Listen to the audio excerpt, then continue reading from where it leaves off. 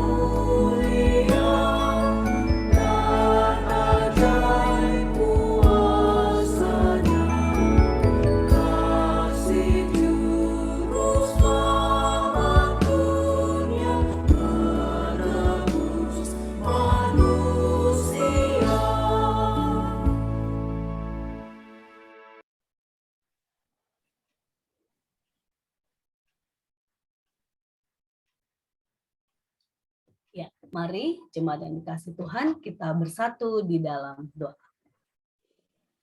Sungguh Bapa, karena kasih-Mu pada kami, sehingga kami dapat beroleh kesempatan untuk bersyukur, memaknai kehidupan kami dengan cara Kristus yang senantiasa meneguhkan kami untuk menghadapi suka duka tantangan yang kami hadapi, baik di keluarga, baik di masyarakat, di gereja, dimanapun kami berada. Kami terus merasakan tuntunan Tuhan, serta Roh Kudus Tuhan yang menolong kami untuk melakukan apa yang menjadi kehendak Tuhan dan mengasihi setiap orang yang ada di sekitar kami.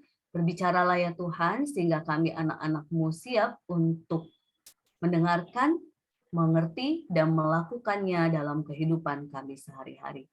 Di dalam nama Tuhan Yesus, kami berdoa dan mengucap syukur. Amin. Pembacaan Alkitab kita pada hari ini terambil dari Hakim-Hakim pasal 4, ayatnya yang pertama sampai 24. Hakim-Hakim pasal 4, ayatnya yang pertama sampai 24. Halo Bu Suryani, selamat pagi. Mudah-mudahan selamat. Selamat.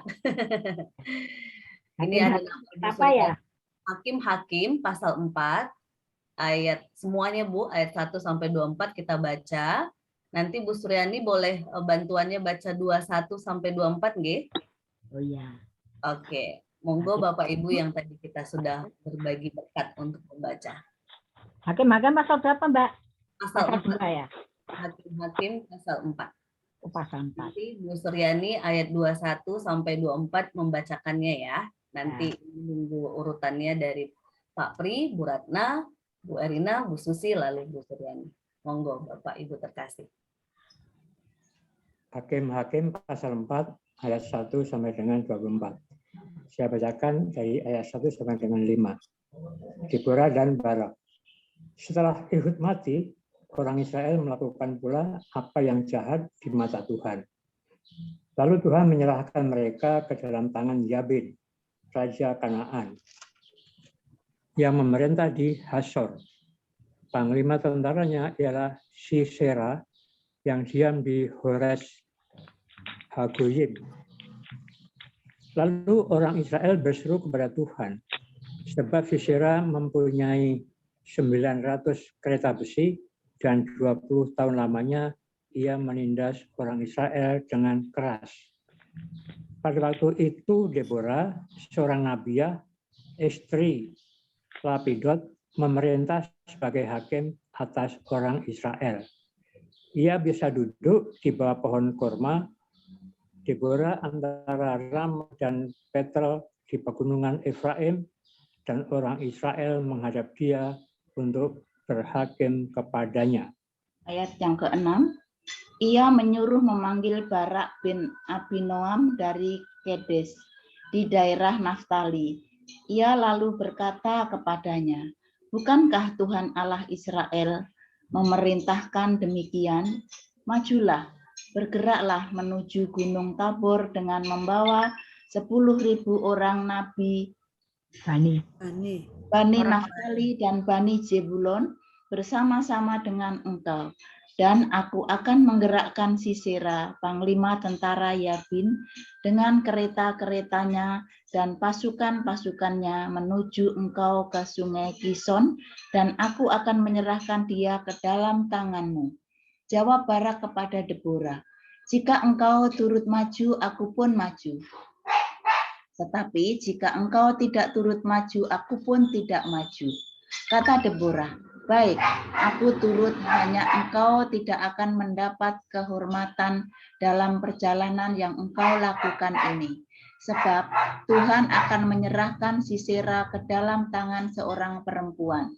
Lalu Deborah bangun, berdiri, dan pergi bersama-sama dengan Barak ke Kedes. Barak mengerahkan suku Zebulon dan suku Naftali ke Kedes. Maka 10.000 orang maju mengikuti dia, juga Deborah maju bersama-sama dengan dia. Ayat 11, adapun Heber orang Kreni itu telah memisahkan diri dari suku Keni, dari anak-anak Hobab, ipar Musa, dan telah berpindah-pindah memasang kemahnya sampai ke pohon Tarbantin di Zanaim yang dekat Kedes. Setelah dikabarkan kepada Sisera bahwa Barak bin Abinoam telah maju ke Gunung Tabor, dikerahkannya lah segala keretanya, 900 kereta besi, dan seluruh rakyat yang bersama-sama dengan dia dari Haroset Hagoyim ke sungai Kison. Lalu berkatalah Deborah kepada Barak, bersiaplah, sebab inilah harinya Tuhan menyerahkan Sisera ke dalam tanganmu. Bukankah Tuhan telah maju di depan engkau? Lalu turunlah Barak dari Gunung Tabor, dan 10.000 orang mengikuti dia.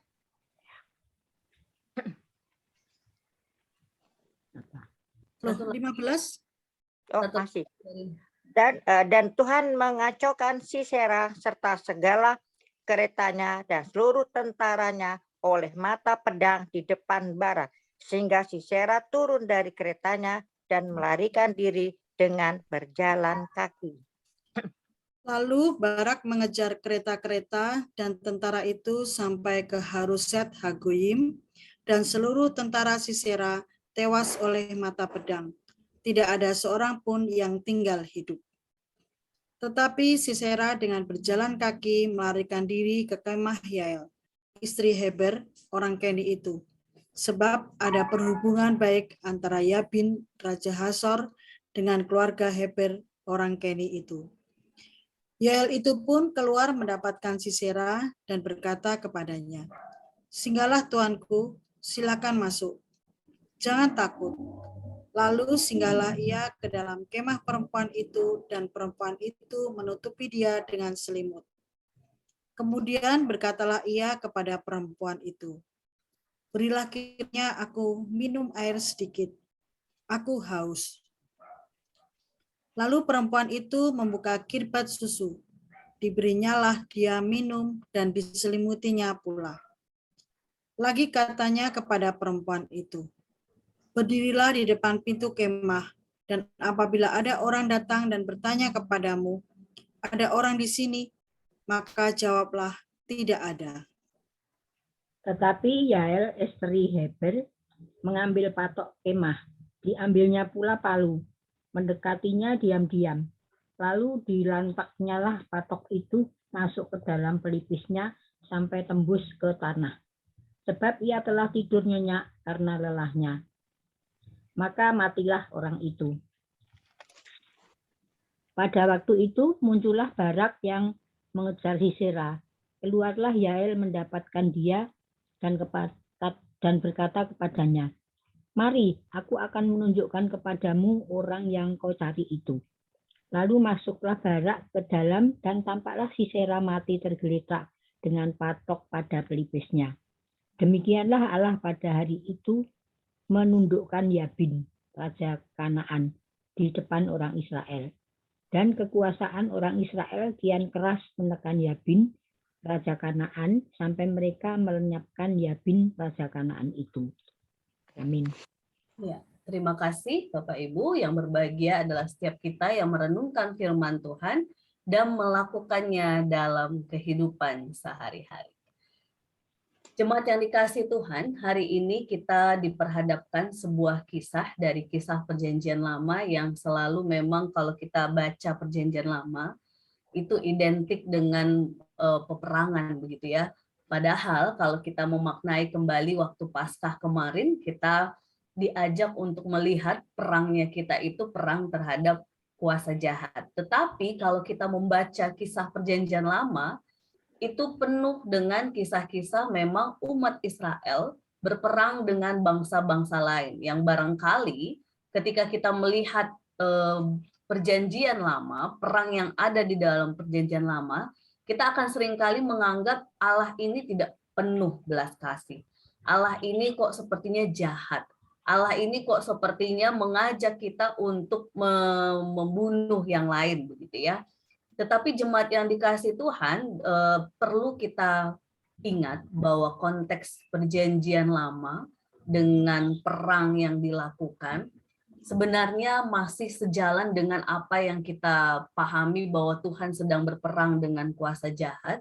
Karena pada awalnya Allah, bukan Yesus ya, Allah menegaskan umat untuk melawan dirinya dengan sembah-sembahan berhala dari bangsa-bangsa lain. Bagaimana mereka yang seharusnya tunduk kepada Allah dengan pemahaman dialah yang berkuasa, dia yang berdaulat, dengan tantangan mereka yang banyak bangsa-bangsa sekitar yang justru mengajak mereka untuk menyembah berhala, untuk menyembah yang lain dan tunduk kepada yang lain. Nah, tentu kita pahami bersama bahwa Allah kita itu Allah yang cemburu, itu benar, sungguh begitu ya. Ia cemburu ketika kita tidak tunduk kepada Dia, ketika kita tidak benar-benar hormat dan melakukan apa yang menjadi kehendaknya dan tampaknya lebih percaya kepada sesuatu yang sebenarnya tidak berkuasa begitu ya. Tetapi kita malah mengikuti itu, Allah cemburu di situ. Jadi konsep perang di Perjanjian Lama itu, Bapak Ibu terkasih, lebih mengajak umat untuk melihat jangan mengikuti apa yang menjadi pemahaman bangsa yang tidak mengenal Allah, yang tidak tunduk kepada Allah, dan membuat sesembahan yang mereka lakukan sesuka hati mereka, dan itu berpengaruh kepada sikap mereka, yang mereka pun akhirnya bertindak suka hati terhadap orang lain, bertindak tidak manusiawi, bertindak hal-hal ritus yang tidak sesuai dengan kehendak Tuhan. Jadi konsep perang yang dibawa juga tetap sama sebenarnya. Melawan kuasa jahat, melawan hal-hal yang membawa mereka tidak mau menghayati ketundukannya kepada Allah. Tetapi jemaat yang dikasihi Tuhan, berbicara perang di Perjanjian Lama, kita tidak pungkiri bahwa perang yang ada di Perjanjian Lama itu masih ada unsur yang manusiawi, umat yang sebenarnya Tuhan tidak berkehendak, tetapi mereka mau bilang ini karena Tuhan. Nah, ini kan sebenarnya ternyata ada loh dari dulu ada orang-orang yang radikal keras, saya sebut bahasanya radikal keras gitu ya, yang merasa bahwa ini karena Tuhan gitu ya, padahal Tuhan nggak berkehendak, tetapi nyebutnya karena Tuhan, sehingga ini jadi alarm buat kita ataupun dari kisah perjanjian lama dan sampai saat ini perjuangan itu masih ada, bahwa kadang-kadang Tuhan tidak berkehendak, tapi kita sendiri yang sebenarnya karena unsur politik, karena unsur marah, karena unsur benci terhadap kelompok lain, karena apapun itu, sehingga kita mengatakan Tuhan bilang perang gitu ya. Tetapi Bapak Ibu terkasih, pemahaman ini akan lebih dalam dan seru kalau kita bahas ketika mungkin pendalaman Alkitab PA khusus tentang bagaimana sih perang yang di PL, perang yang harus kita pahami bersama-sama, apalagi sekarang di berita muncul tentang Israel yang sedang melakukan sesuatu begitu ya. Nah, masuk ke firman kita hari ini, Bapak Ibu terkasih, sebenarnya kita mau belajar hal sederhana yang masih mengangkat sudut pandang perempuan. Kenapa saya bilang sudut pandang perempuan? Karena dalam konteks bacaan kita hari ini, Tuhan memakai Deborah yang saat itu menjadi hakim, tapi juga sekaligus ibu bagi orang Israel yang datang mencari pertolongan. Sebagai pemimpin rohani bagi umatnya, ia peka akan hati Allah. Ia tahu persis waktu pembebasan Tuhan akan segera tiba. Karena dicatat tadi dalam bacaan kita, mereka ternyata walaupun sudah di Kanaan, dijajah juga begitu ya. Ia sadar bahwa sebagai wanita, ia memiliki keterbatasan dalam hal kemampuan perang. Namun ia tahu siapa yang tepat untuk memimpin perang. Makanya tadi ada satu nama yaitu Barak. Tetapi jemaat yang dikasihi Tuhan, ternyata Barak ini tidak berani maju tanpa dukungan Deborah. Padahal Deborah sudah menunjukkan bahwa Tuhan akan bersamamu, Tuhan akan meneguhkan gitu ya. Tetapi ia tidak berani gitu ya. Bisa jadi kalau misalnya kita lihat dari sudut pandang ia menghargai Deborah, bisa jadi dia ingin menghormati Deborah yang lebih berkarisma sehingga ia memilih ayo bersama. Atau si Barak ini sendiri memang kurang beriman kepada Tuhan. Ini bisa dua kemungkinan itu ya Bapak Ibu terkasih. Satu dia menghormati Deborah, tapi yang satu bisa jadi dia kurang beriman gitu ya. Sehingga ketika mereka pun duet dalam arti bersama-sama maju, Deborah dan Barak untuk menghadapi tentara Yobin, benar Tuhan memang membuat mereka terkocar-kacir gitu ya. Dan menariknya ketika mereka sudah dikalahkan begitu ya, tinggal satu panglima perangnya yang harus dihadapi, yang tadi kita lihat satu nama yaitu Sisera, betul ya? Sisera, iya betul, Sisera. Maka jemaat yang dikasih Tuhan menarik. Sisera ini bukan kalah di tangan Barak atau panglima atau utusan yang dibawa, tetapi justru Sisera ini dituntaskan oleh seorang ibu rumah tangga sederhana, yaitu Yael, istri Heber. Nah, lagi-lagi nih, ternyata sudut pandang perempuan diangkat oleh kisah Alkitab kita. Di balik kemenangan Israel atas Yabin dan panglimanya Sisera, kita tahu bahwa Tuhan bekerja, berkarya, itu justru tidak melalui Deborah dan Barak yang maju ke depan, tetapi di ending kisah ini, yaitu seorang ibu rumah tangga yang mengakhiri kemenangan mereka atas panglima Sisera. Dalam tidurnya ia melakukan sesuatu yang ia kalah, begitu ya. Jadi jemaat yang dikasih Tuhan, hari ini kita sebenarnya diteguhkan kembali, selain satu sisi dari sudut pandang perempuan, jangan menganggap hina atau merendah ataupun sepele dengan para perempuan dengan segala latar belakangnya. Bukan berarti karena saya pendeta ya, perempuannya lagi pendeta nih, angkat-angkat perempuan, enggak juga ya Bapak Ibu terkasih ya. Kalaupun tadi yang ngomong pendeta laki-laki, saya yakin mereka pun akan berkata demikian, bahwa jangan anggap sepele dengan para perempuan dengan segala keberadaannya, karena dari mereka Tuhan bisa pakai untuk memenangkan sesuatu, memenangkan dari kuasa jahat, memenangkan dari sesuatu yang menindas kita, memenangkan dari seseorang yang tidak berlaku benar begitu ya. Tetapi ini yang menarik, kita harus melihat bahwa ini Tuhan yang menuntun sehingga memakai setiap orang dengan segala latar belakangnya. Tetapi sekaligus kita juga belajar bahwa ketika Barak yang diutus tapi ia tidak yakin, mereka mampu untuk bersama-sama maju. Ini pun semua sebagai wujud bahwa dalam menghadapi segala sesuatu, kebersamaan saling meneguhkan itu penting.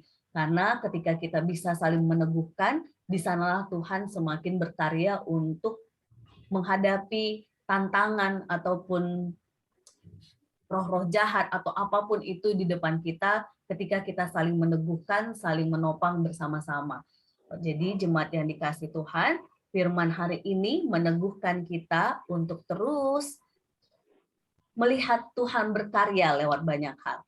Tidak hanya perempuan, juga memang laki-laki, seperti apapun latar belakang kita, bahkan anak-anak remaja sekalipun Tuhan pakai untuk menyatakan cinta kasih Tuhan, menyatakan apa yang menjadi kehendak Tuhan. Juga kita diteguhkan untuk terus bersama-sama saling meneguhkan, saling mendoakan, maju menghadapi tantangan zaman yang kita hadapi. Mungkin Barak dan Deborah, ia menghadapi bangsa-bangsa yang menindas mereka, yang membawa mereka ke penyembahan berhala, membawa mereka kepada sesuatu yang tidak berkenan di hadapan Tuhan.